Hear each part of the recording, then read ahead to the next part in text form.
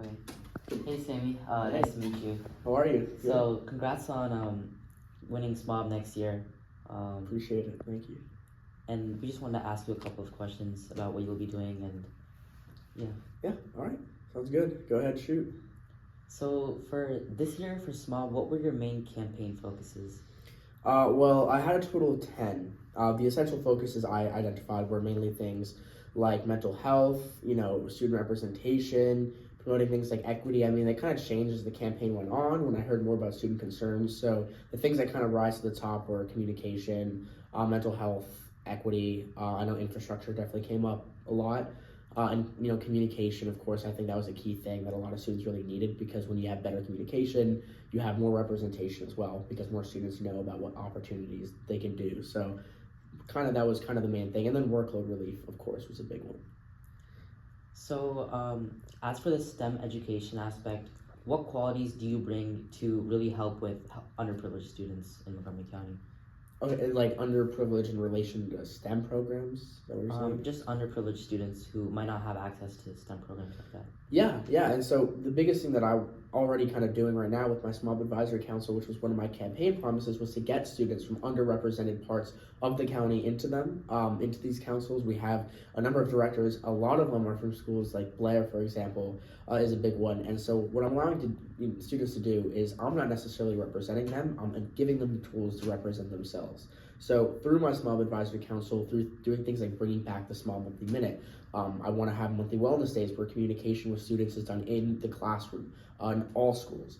I want to have DCC and NEC students and underrepresented students in general, because schools like Gaithersburg, Quince Orchard, these are also really underrepresented schools that are not in the DCC and NEC. So by getting those students those opportunities to participate in leadership activities and programs and organizations, they can really have a voice and they can know what path that they want to take. So they're not really left in the dark, because I go to Richmond Montgomery. I know that the students at Richmond Montgomery are very well versed in the opportunities they have in the county. And it's not the same case everywhere. So once students kind of have knowledge about everything they can do, they can choose which path kind of suits them. And with STEM programs, it's the same thing. A lot of students simply don't know how to get involved in Magnet programs in high school. They don't have those options. Like, a lot of students basically have, a lineup of schools that they can go to. They can do the IB program, for example, Richmond Montgomery. They can go to the Magnet program at Poolsville, for example. And so not everyone knows about that. It's really about getting out that information and doing it in the classroom in every single middle and high school. That way students all across the county, underprivileged or, high income, low income, no matter their race, gender, socioeconomic status, anything, they'll all have those opportunities. That's great to hear. And even for STEM education and helping these underprivileged students in elementary and middle schools, what are you going to do as SMOB next year to ensure that these students' needs are met? Are you saying at the lower level? Yeah, elementary and middle schools. So elementary is always a tough one, because when you're getting like second and third graders, there's not only as many like organizations that can support them, but they also they're not really focused on that yet. But something we've been doing this year that I want to carry on and expand is fifth graders who are going into sixth grade next year, having kind of, not necessarily an advance, but kind of an introduction into the opportunities they have for middle and high school. And this is something we did this year that I thought was a really, really great thing. And I want to host more of those events for, honestly, rising fifth and sixth graders. I think could work. Where we're saying you're going into the world of middle school and high school, and it's going to be a big jump. Here are the opportunities that you have. And again, marketing these especially to the schools that are underrepresented, but really to everyone. I think hosting these at schools is a great thing that we can do. And obviously the amount of elementary schools is extensive in the county. So hosting them at, one centralized location, having multiple schools go there would be pretty cool. But I think, if we kind of show that when you're stepping into the world of middle school, or high school, it's really a whole new world, and the amount of opportunities are huge. It's not like the same as it was during elementary school is really crucial.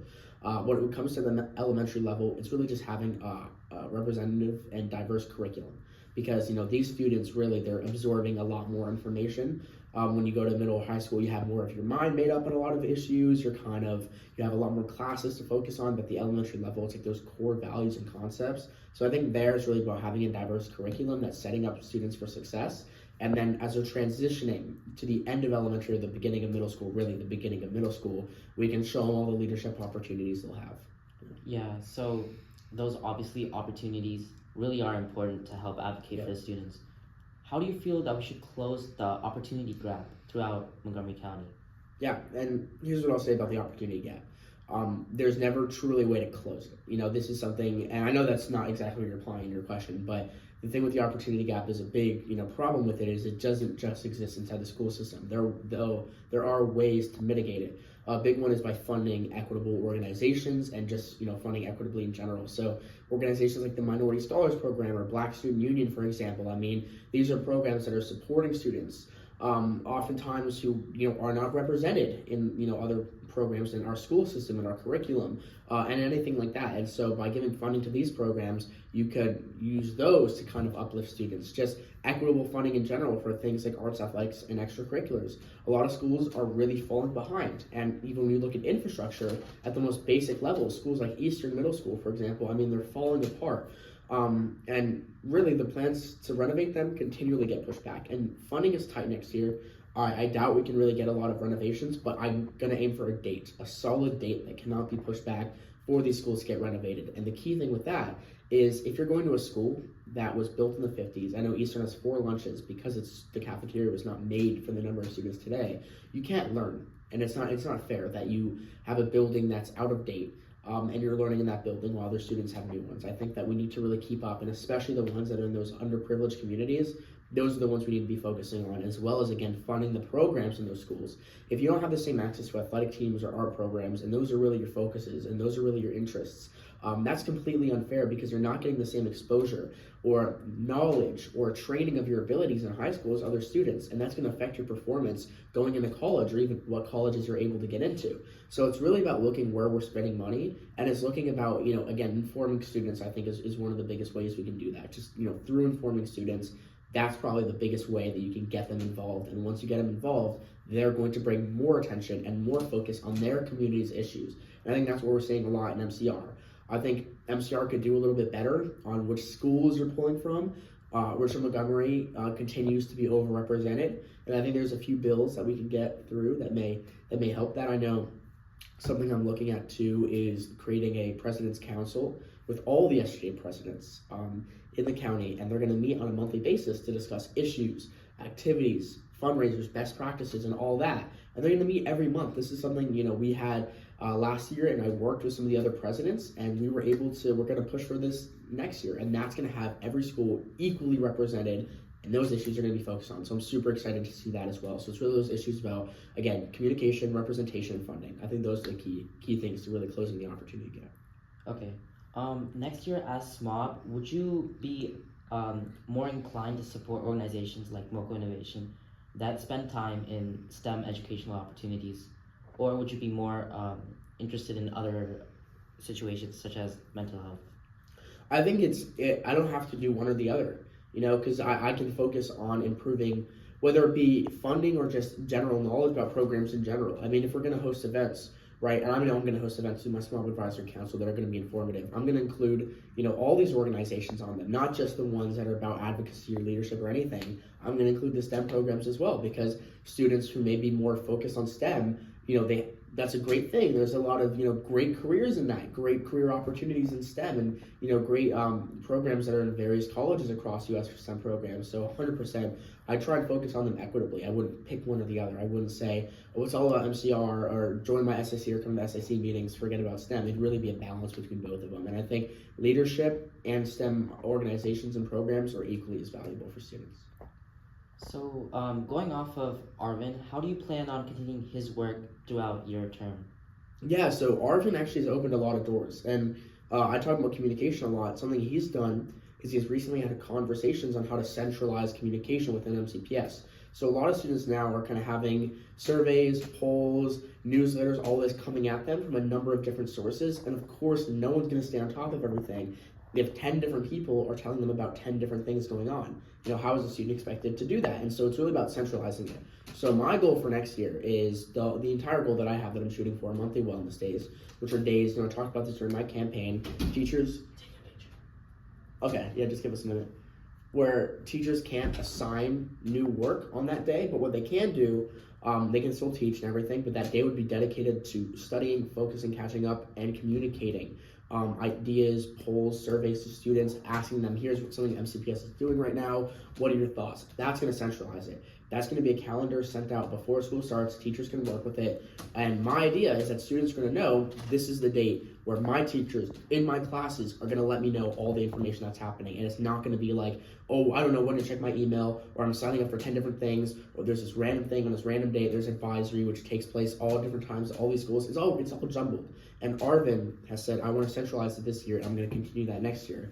I know that he's passed a resolution on increased voter education for students, 100% in support of that. I think that was a really great initiative from Arvin.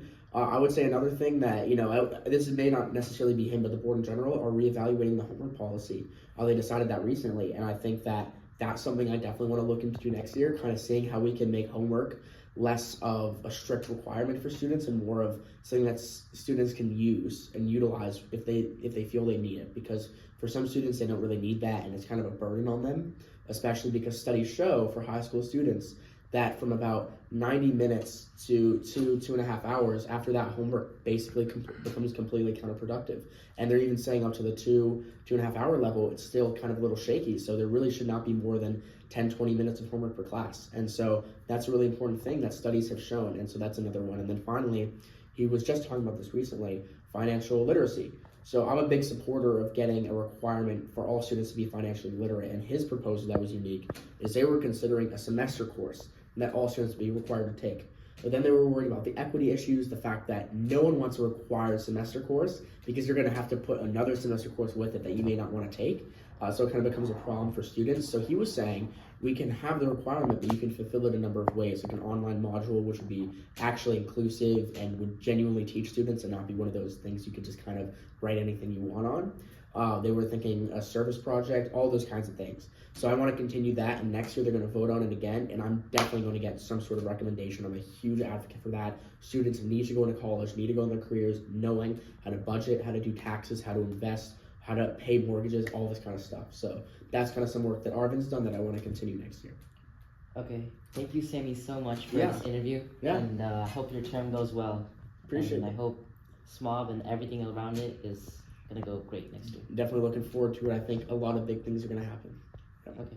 Hi, that's the main thing to introduce yourself. Yep. Hi, my name is Donna Lee, and I work for University of Maryland. That for School of Engineering, specifically in the Civil and Environmental Engineering department. That's awesome. So right now, we are a local innovation that we want to STEM education for in, like, we're talking about elementary, middle schoolers. We try to hit, like, the minorities out STEM education. They're right in this. So what current advances in STEM education is stability experience? Well, definitely I'm sort of new me, and I'm a student actually recruitment coordinator for them, but I'm learning a lot about civil and environmental engineering and other technology that are being incorporated to the civil and environmental engineering industry. Transportation, specifically, they have it's interesting, they use like automated cars to conduct transportation research to make the road system better, safer for kind of students as well as school driving. I'm seeing like drones, for like inspecting under the bridge or going up high buildings, so that for the safety of human beings, right? So that we don't have to be the one who's doing those kind of examinations, but using drone technology to do that as well. So what current, like, advanced rates and like, innovations that have been seeing as a stuff in the channel you talked to me about or throwing like innovations and especially like innovations by students, Guys, students, I haven't yet seen that much. I am sorry, you might have picked the wrong person. I literally started 4 months ago.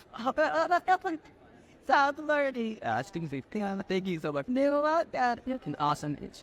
Thank you. Like that. Anthony.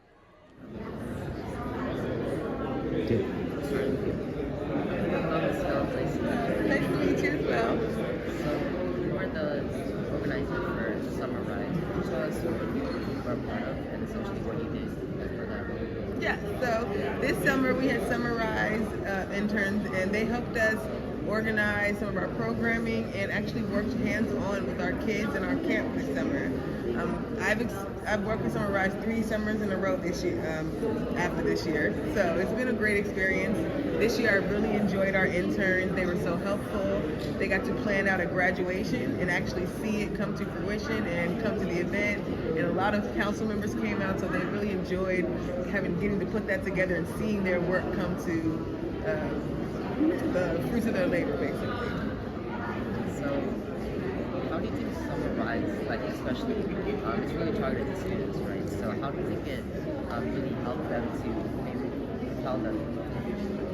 So they did get to a lot of hands-on experience, and they also took a lot of training. So they did some social media training, outreach training, just to learn how to work with the community and network more. And they also got to actually use those trainings they took and put them into action while planning the event, reaching out to the community to invite them, and working with the students hands-on.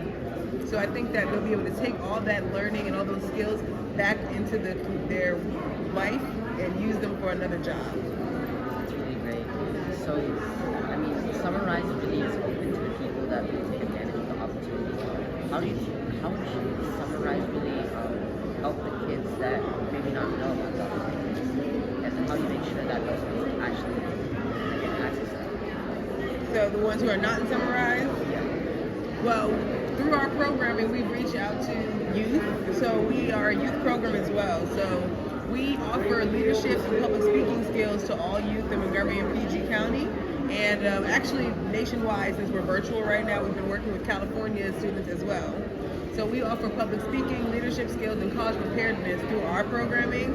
And I think with that piece of our programming, we're helping to spread that information that we are helping with our Summer Rise students as well. We're giving them a widespread video. So, is it predominantly high schoolers that are involved in Summer Rise, or are you involved in middle schoolers to get them involved? Yes, we would love to have some middle schoolers involved in our Summer Rise. Currently, we've only had high school Summer Rise students, but in our Toastmasters program, we do have middle and high school students, and they work together to pull those middle school students up in their public speaking skills. So, apart from the public speaking skills, are there any other skills that they need to be involved in Summer Rise? Yes, it's important to have leadership skills, teamwork skills, and also communication skills, being open and willing to learn. Yeah, I mean, I think those really are important.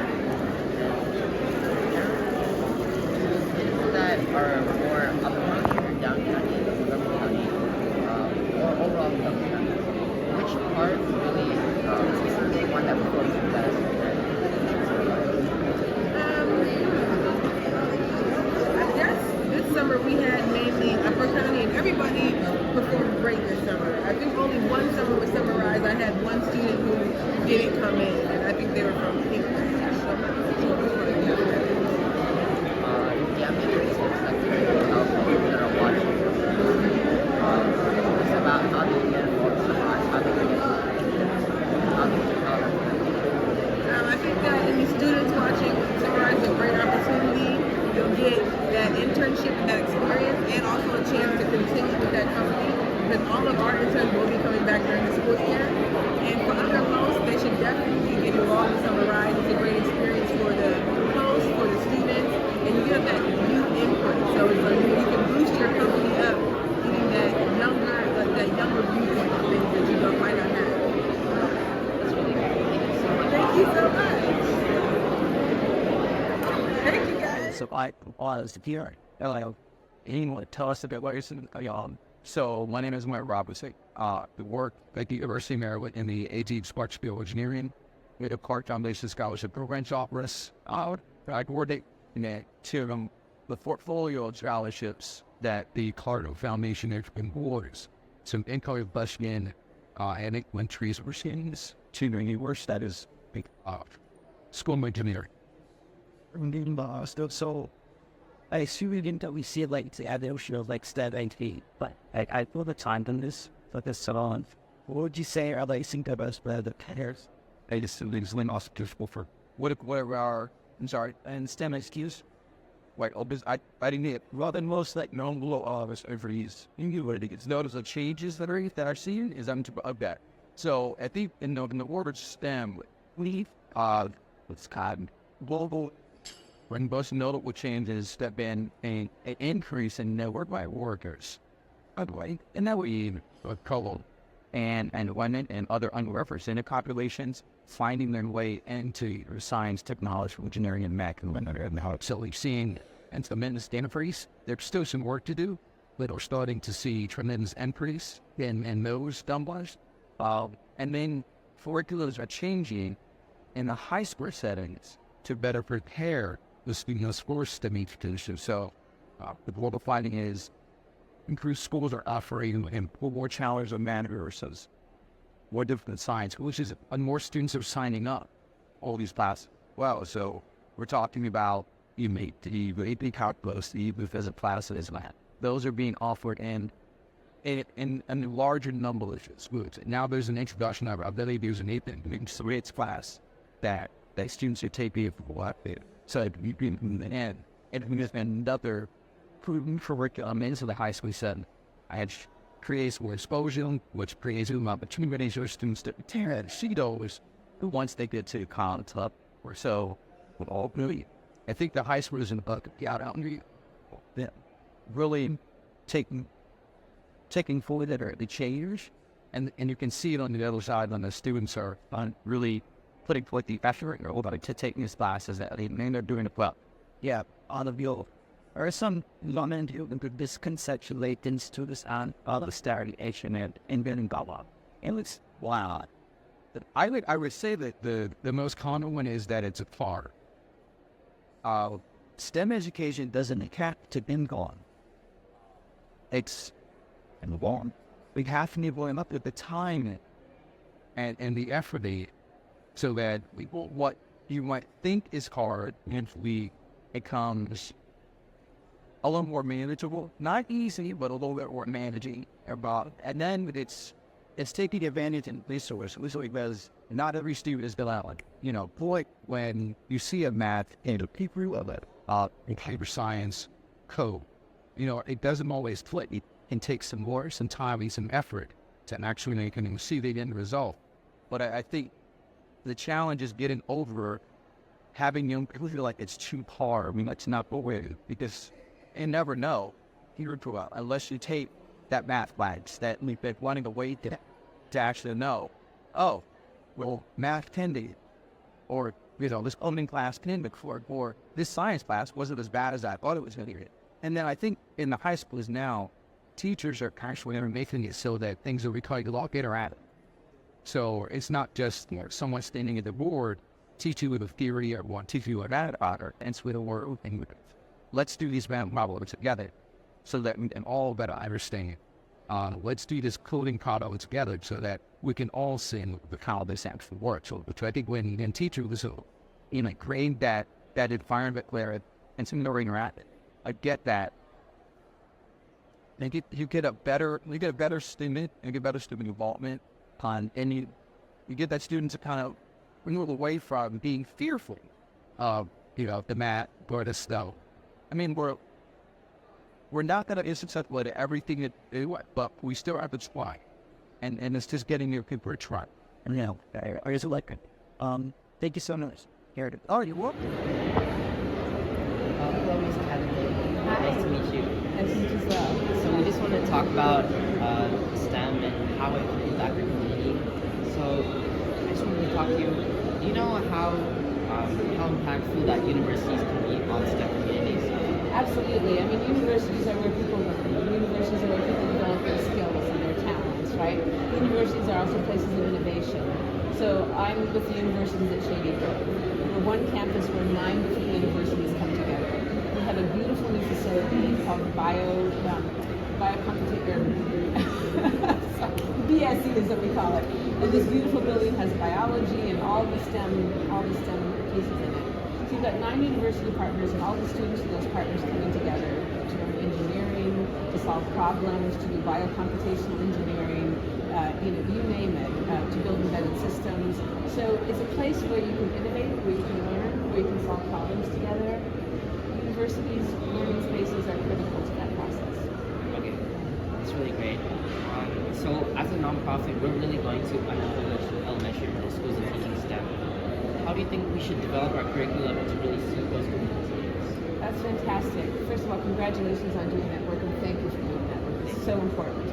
I think, the world is full of great problem solvers who may not know they're great problem solvers yet. And so I think what's most important for the younger ages, we partner with another nonprofit called the Kid Museum. They have a similar kind of mission where they are working to bring STEM education to underserved communities in particular. I think it's really important for young people to know what is their passion, what kinds of problems are they interested in, to be able to engage them in a way that really taps into what excites them. And so if you can tap into what young people are interested in solving or what draws them and excites them, then you can get them interested in STEM, because STEM are the tools for solving these problems, right? So I think if you start with where is the excitement, where is the energy, what draws them, what do they care about, what are they passionate about, I think that's the most important thing. And then STEM becomes the tools that they can use: coding, computers, engineering, biology, whatever it may be. These are tools to tackle these problems. Yeah, that's really great. Could you talk about maybe how the University of Maryland and College Studies and Information Studies, how they really are impactful for these communities, especially? Yeah, I mean, the Information Studies program at Shady Grove is a fantastic program, focused on building information systems, the technology side of it, the architecture side of it. This is the backbone, right? This is the backbone of our society now. So knowing the IT infrastructure, knowing how to communicate across these, knowing how systems talk and work together is foundational to everything we do. We are a world of systems, and now IT and technology is at the heart of it. AI is at the heart of it. So this program is really foundational and important for STEM education. Speaking of AI, what do you think that the effect AI has on our future? Well, it's hard to say what the exact impact will be. I know it's very unsettling right now. There's a lot of anxiety around it because we don't understand how the tool will change things. I think what's most important for us to keep in mind, though, is that humans create these tools, right? Humans use these tools. And so it's important for all of us as educators, as students, as learners, as employers, to be critical thinkers in how we use these tools, to think about the implications of what we're doing and the ethics of what we're doing as well. So I think it's just very important that we keep our human side and our critical thinking engaged as we're using these tools. I think AI can do some amazing things. We'll find cures for diseases. We will find solutions to big problems. There will be all kinds of very positive things that AI can do, and there will be a lot of negative uses of it as well. But as we've always done in our society, we have to navigate the ethics of this. We keep our humanness centered in what we do. That's really great. And even as far as like development from STEM, right? Do you think that maybe even teachers could be replaced by these AI chatbots or anything like that? Well, I hope not. I think that I think teachers have a very, very special role to teach critical thinking, to develop young minds, to help us solve problems, right? I think AI is a tool in how we do that. I know there's a lot of discussion about how AI will replace many jobs, and that may happen. But I think teachers are at the heart of our human development. Teachers are key to how we grow and develop and learn to use our minds. So I hope teachers learn to use AI as a tool and help students use the tool wisely, but I hope teachers are never replaced by AI. Okay. Do you have any last minute tips for like the viewers or people who are part of underprivileged schools that can really get their socioeconomic status above and really grow as a community? Well, I think if you have a passion, if you have an interest, education is the ticket for everything. A strong, great education can be the ticket for, self-awareness, knowing your skills, knowing your strengths, and knowing that education is your ticket to solving problems and moving forward. Like, take your education seriously, do everything you can to get the best education you can. Okay? Thank you so much. Absolutely. Thank you for your time. All right. Hello. Howdy. You want to introduce yourself? Yeah, so my name is Jake Davis. I'm the academic advisor and outreach coordinator for the University of Maryland's Information Funding Program, located at the university's tugs. My job is to work with students and his unit, right, to make them aware of our program so that they can enjoying the program. And I also work with all of our current students to advise them accordingly, right? And they have the one for about and after knowledge to that's part of the investment in the recovery for they that and very anything with real information. And that's awesome. We also work with STEM education and try to get more STEM and genius like in the primary study, talking about areas that might not have access not so years. Could you tell us more about informatics and what it is? Yeah, so information science and rotating it right, it's an umbrella field of still work. It is a little bit of IT, a little bit of computer science, a little bit of information systems, right? So those are all hard skill fields. So IT, you're working with hardware, for hard skills is hardware. Computer science, hard skills working with software, right? Coding for learning those things. Information systems is integrating the hardware to software, and then usually have like businesses writing hardware issues. And so what we do is we try and give you a foundation in those hard skills, and then we bring it to soft. We bring in the data analytics, and then team building skills, leadership skills, project management skills, like the things that don't just help you get the first job and help make was one relation really cheap you can go out and the outside. That's all but what I should never get used to slide of the sustain. Like college trying to get in art start the time. What made I always switch back. So when it comes to STEM or broad, like right, what are things I recommend students do, right? Is just get in like try and find something that's interesting to you, right? So take different types of STEM classes, but especially when you're in Princeton, right? Usually you have to take biology, you have to say at some point physics, but I was trained. Those are all very theoretical. Great, the try and learn one of them were about practical. It's try and build a little bit for about it was braille. Because when it comes to physics, right, and go out and take a physics class, talk about it, which is science, like what is it? Engineering is applying physics to something, right, to build something to create things. Most technical field requires some degree of STEM, right? And so just going out and finding what's interesting to you.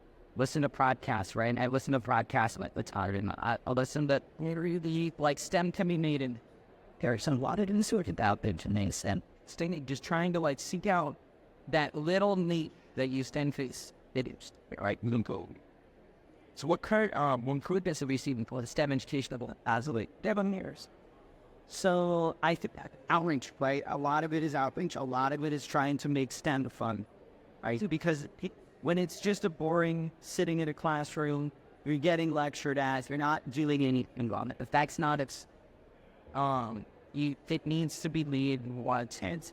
And if us, right, get into actually see it. I like, even just on social media today, I get lots of targeted ads where there's like fun ways to get interested in STEM, right? Whether it be like in monthly, like engineering boxes or something, right, for tours. Whether it be very soon to a change, right? All sorts of things that are trying to make STEM. I think that's on the STEM. Yeah. We here at Local Innovation, but also I just started a podcast, so I was like, I'm definitely talk about that. Yeah, what recommendation for you for us to make the podcast? Like, send a phone call out on that, actually. So a lot of Ashley, of course, right? That is one of my favorite podcasts. On count, right? Is in its very box media. It is on its like, and the entire premise of it is engaging with some sort of scientific question that right now there still is not a science. There still isn't an explanation for it, right? But digging into it, both or the word, engaging with the questions that like everyone at some point we usually stumble into like, oh, I wonder about this random thing, right? Immediately, if you start digging, you can start finding something interesting, and oftentimes it goes back to them. Thank you so much for that, or yeah. That's do you want to take a patient? Sure. Hey, Argo. No, that's you. That's for you as well. So, could you tell us a little bit about what you do as SMOB, and basically what you've spent the entire year doing? Yeah, so I'm wrapping up my term on the board. It's maybe my last month now. But I've sat on the board as a voting member. We've made decisions for everything from our budget, so how we spend our money. We've piloted new courses. We decide our curriculum, everything from school lunches to the kind of technology we use, those are all the decisions we make. Okay. So for organizations like MoCo Innovation that specialize in STEM education and advocating for underprivileged students in Montgomery County, how are you advocating for these students and really making sure their voice is heard?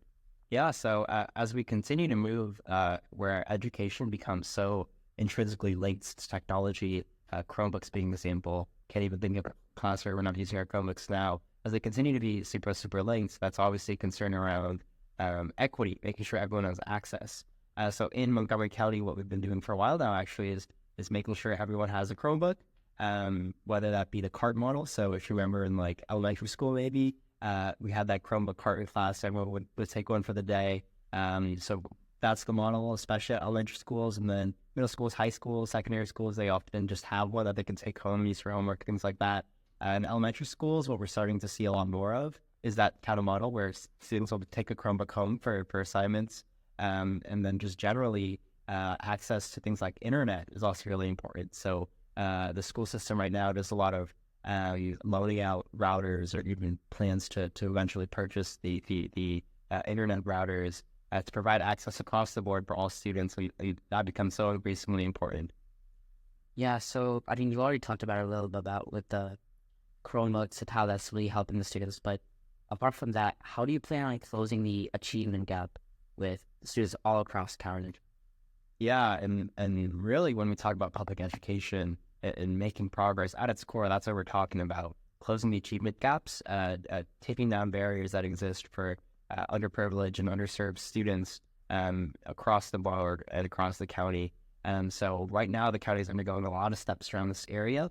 In the fall, we heard back from a 2-year-long anti-racist audit, which brought us a report with a lot of findings around many of the systemic inequities that exist in our county right now, as well as some findings and recommendations for how to address them. So kind of the findings, and again, this is a super long report, so to provide you with a quick summary, it said that at the policy level, we implement a lot of really effective equitable policies, but as they kind of are practiced, we find that it's very disparate. So where you are in the county, what you look like, what school you go to, these factors change your experience in Montgomery County and create a lot of barriers around equity, especially in academic achievement. And then kind of the approach that we need to take is a lot more structures of accountability. It's hiring and training a diverse and highly qualified staff. And that part of that definitely comes with cultural competency, making sure that our staff are treating all students the same and creating opportunities for all students. And lastly, the big one is structures of accountability, making sure that across the board, whether you're a kindergartner in Silver Spring, or a high school student at Poolsville, or a middle school student at Clarksburg, wherever you are, your experience is the same, and that you have everything you need. You have your own personal needs met to succeed in the school building and have all the opportunities that you deserve. That's really great. So for STEM education, especially in like elementary and middle schools, how do you plan on, or what did you do this year to get those elementary and middle schools to really get those STEM programs really initiated in those districts? Yeah, and another super important investment that we have to continue to make. So this year we've looked at a couple of curricular pieces. So that comes in the form of renewing the contracts we have ongoing to provide students and middle school educators the resources they need to deliver the STEM education as we have for a while now. There's programs across the board, engineering programs, and then generally around math in specific. That's an area that we've seen because of COVID especially. There's been a big setback academically, and that's an area we need to continue to invest in. So earlier I mentioned one of the functions of the board was approving a budget. One of the really big investments in this year's budget is around support staff for math, especially at the middle school level. So that's includes math coaches, so staff members who are highly qualified. They serve multiple schools at once, working with the math teachers, the math teams, to sit down and say, hey, how do we really serve students? How do we really improve? And so that's one area where we really have to continue to make key investments, I think. Yeah, so speaking of the monetary aspect, has the board really spent a great amount of time on the STEM education and STEM programs after school for students that really are struggling, and not just into the curriculum? Because the after-school programs could potentially help them too? So the school system continues to support a lot of after-school programs in a number of ways, but I think that's definitely an area that we're hearing a lot of interest in, and it's of course really important. So I think that that's one area where we definitely have some room to grow as a school system, and that's definitely something the board should prioritize moving forward. Moving forward, as Sammy takes your spot as SMOB, what do you hope to see him push as SMOB and even for underprivileged students in Montgomery County? Yeah, and again, I think our school system is headed in the right direction. I think we have a lot of reason to be optimistic about the future of our county. There's a lot of progress being made. I hope that the board in general, as they continue even after I leave it, would continue to keep in mind that priority of making sure that regardless of what you look like or where you live, you have access to the educational opportunities you deserve. And I think that if you continue our progress in the anti-racist action plan, which was just put together earlier this spring, actually, and really follow that really closely, give that the attention it deserves to make sure that all students are getting the same experience, following those steps closely, that I think we're on the right track to make a lot of progress. I think that's about it. Thank you, Arlen, for coming with us. Of course. And yeah, congrats on Columbia. Thank you. Hopefully you do well then. I hope so too. Thank you. Okay, thank you all. Back home, or it is this test about thoughts and like. Yeah, so my name is Timisha Searcy. I'm the mayor of the city of Typical Park. Typical Park is just outside of the DC, in DC Valley. To 1.4 miles radius, 18,000 residents in the city. And we are super excited to call it to be ride students for the rest of December. And when we can just really excited about the creative and our Lovely good. Yeah, so on as far as so we've been there for I was newly elected in November, so I'm about 8 months into my first term in Singular. But before I was the mayor, I was on the city council for 5, representing Ward 7. I do. So you've been RC Davis Lujan to one of our own ties. Where are some of the doors that will you segregation that has these ties of all the fight everything? Yeah. There's been one of the big things is that I'm very hallowed is our commitment to providing affordable housing. The seats for far kids really work far. You're seeing new things like the standardization laws, and its first word there's 2 laws that really are designed to keep access and affordability to all of them in our community. And we leverage that in the work of play on the first creation of affordable housing. We worked with tenants and then the other buildings were getting sold with fire things built and actually owning them themselves. So I think that's one of the biggest things I'm here with Tauro that we really existed. We are also committed to help people to on a mental health issue in our city that still are reminiscent of what's inspired during the pandemic. And so we are one kind of whatever counts to put our mental health downstairs, to work with our police department, to work with our staff and our business to make sure that we're providing a way to respond to real liability. And that's something else in a little bit out of that, right? There are some changes in the stand and the evidence system. Stand now and something. Sure. So, whereas all of the students in our city felt to in Montgomery County, complex to where that's where they be. So, city where has been working to everybody very great focus funds in there to my local contact daily so that they can develop program and to really up to all students. So we've been doing that there work we made for some for and I wanted to do local organizations and do schools our rec departments because we do have an appreciation of it. They've done a lot of like working on being able to cover your or residents who are interested. I'm really trying to help to foster that growth and knowledge about it. And then it's just how to use it. Sit down. Well, did you call? Thank you so much. I appreciate it. Hello, support it. Nice to meet you. You don't bother the slot. Thank you for your service to this country. I appreciate it. these from the aspect of the ocean was related to our market as innovations. What we do is we basically go around your county and teach them to especially of your videos. Is new teaching that you tell us about you doing this? But one, I want to say that's pretty important. That's the recovery that videos you did to our certain. But to answer the question in regards to STEM, or what I do in the military first, is right now I'm a weak commander and so I do these audits. Even that means that I have 45 audit stations in different parts of Maryland, in the Marion County, Albert County, and the Sonnets. And their job to provide our Army Leaf War is qualified and motivated. He's on our chief about immediately fight. And so prior to that, I was in the 82nd. Prior to that, I was in the 82nd. It was how I use cool guy stuff.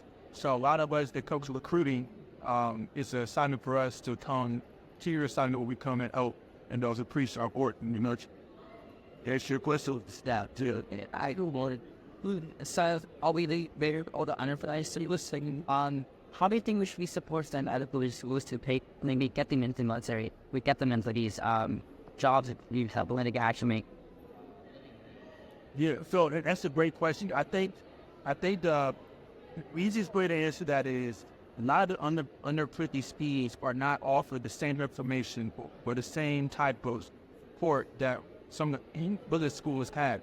And regards to the military, a lot of times we go to schools, they have no idea about what opportunity the Army offered. To say a kid at an underprivileged school, the education is not the same level as like in a higher public school. So that could affect them when it comes to the military, because they may not test well on our entrance exams. It's called the ASVAB. Where we step in is how we know that school is able. We can provide more resources, more classes to their instructors. I think we guidance styles to us to give them a chance to give these kids best opportunity to learn about what's got to translate to what. And that's what they put and this is louder. Louder. It's all men come out. So generally for how do you guys essentially make sure that all of the students and all the opportunities that are available, especially the military, especially we go to Keyos High School, I go to Lisbon High School in the club. We're really lucky to have was to actually know about summarize this opportunity.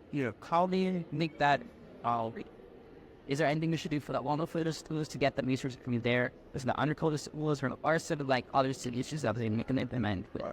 So I think in regards to the military, we can do our part to help out with that is and we got here is just there's a lot of schools in the minority college not so much this school district, Queenwood schools, but in Maryland that don't give a lot of military personnel, whether it's Army, Air Force, or Navy, opportunities to go in and talk to these kids to tell them about the resource Army that cost. So I would say start with that. Not on more military personnel begins to get in, learning into counseling, if I'm teachers, they get principally to provide the students with access to the same amount of resources that the top tier or more wealthy schools are given. I see this. Yeah, authentically, we've got more. Do you think that maybe the military or the government should be doing more to help out these other climate schools, or do you think capitalism has taken its way? Well, we need to basically just let that basically that's a result of their real actions, maybe. What do you think about this? That is a very, very tough question to answer. I don't think I have the answer for that. What I will say is that I think all of us, all the parties involved, whether it's Army, whether it's educators, I think if we have more dialogue and we can really sit down and figure out what's the best way that the bottom line is help the kids your age and interpret age, these guys at the change and see what you want to do after one year, like I offline. About it. Some people make other powder. Their freshman year and they start called to leave a leap. So what out of it have about some all the kids in this area don't elder. So see that's where we can most each other out.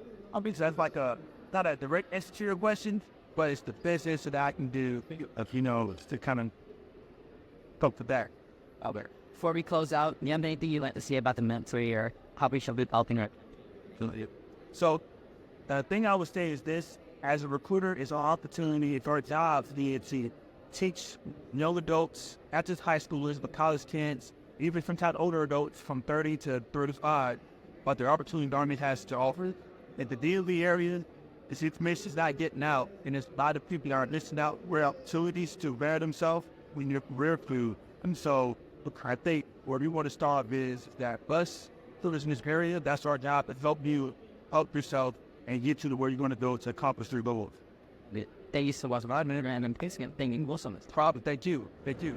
All right, hello. Hey, how's it going? You want to introduce yourself? Yeah, sure. So my name is Changemakers. I'm one of the co-founders of Up on Pizza. We've been open for less than a year now, but so far it's been great. So, what can you say about entrepreneurship and starting a business? I know you have experience with starting a business. So, what can you say about that? What is the process? Yeah, so the process is long, right? For me, it took pretty long because I was scared of that risk, right? And I was scared of taking risks. At this point, calculated risk, right? I have a family, 2 kids. I want to make sure that they're taken care of before I even make a jump into a business. As the Lieutenant Governor said earlier, you want to say yes, right? Because it opens up new doors. Yeah. So saying yes, my partner came to me with this idea. It was like, hey, found a spot, let's do this, man, let's do this. We've been talking about it for many, many years now. So I went ahead and took that chance. So that's the first step, right? You want to Take the risk. say that yes. You want to take that risk. Number 2 is you want to have a product that you're confident about. You want to be super confident about what you're selling. Because at the end of the day, if you're not confident, customers not confident. So what we do, we have a pretty niche pizza. So Indian style pizza. Not a lot of folks have had it. Customers call and like, what do you recommend? How do you think it tastes and all this stuff. So you want to be confident how you portray the taste of it in that pizza. Because at the end of the day, they'll take your advice, purchase it. They're going to spend their money on it. You want to keep them. You want to make them. So at the end of the day, you want to be confident about your product and the quality of the product is good. After that, it's money, investment, putting the time to build out a great location, something that folks can come out and be like, this is pretty cool, right? Because everything now is TikTok and social media. You want to kind of build that type of vibe. Yeah. So you want to build that type of environment where folks can come in and go, hey, this is cool, you be on the side, let's do this TikTok, right? Some sort of social media. That's what gravitates folks to come. It's the new day and age, right? So social media. What are some kind of hardships you might have faced along the way of building your entire franchise? So right now, since it hasn't been a full year, we still don't know the trends. We're picking up on all the trends going on. I've never been involved in a restaurant. This is my first time. My partner, same thing with him. So as the months are going and the days are going, we're picking up on trends on what are slow times, what are not slow times. That's number 1. Number 2 is inventory. Manage your inventory. How to take care of your inventory. You don't want to excessively buy extra access amount of patients. That's where a lot of money can go waste. That and payroll. You want to make sure about your payroll as well when it comes to hours. Those are 2 places that you can kind of save expenses. So all these are trends that we're trying to pick up on and we currently are picking up on. And as time goes on, we'll get better at it. It's like anything else, the more you keep at it, the better you'll get, right? Just the same story when it comes to it. So, How do you guys track all these different trends? So the spreadsheet you guys use, how do you guys do it? yeah, so it's a spreadsheet, combination spreadsheet and the sales that we reported per day. And so my wife is really good at Excel, so I can kind of give all the stuff to her, and she makes like these nice graphs and charts and expense reports and everything. So that's one key way of doing it. And then another way of it's kind of through leveraging the payroll process, so they can give you all these reports, but you get a good understanding of what expenses are So how do you think a good STEM education could play into making an amazing business? So for me, I'm in the engineering side of stuff, right? So I'm IT and sciences, cybersecurity. For me, it was interesting because I am also an engineer, but I'm also a team lead where I work. I'm a project manager. So having that type of experience and that background was very helpful when we transitioned over to working with the staff for the rest of the work. Kind of like having daily sit-ups, okay, let's do this, this is what we gotta do, make sure we have all these in stock. Kind of managing has been my strong suit. Whereas my partner, his strong suit is he's more sales background, right? So he used to work in sales. So he knows how to kind of go out business to business and gather information, network, sell people and stuff, right? That's a big thing. So when it comes to STEM, I can only speak for myself. Engineering background, I have that idea, that mindset of managing, delegating. So that's how it translated for me. A lot of other folks have different experiences, right, when it comes to their STEM background and how they implement it in their businesses. But for me, this is how it is. So thank you so much for the interview. That was awesome to meet you. Always.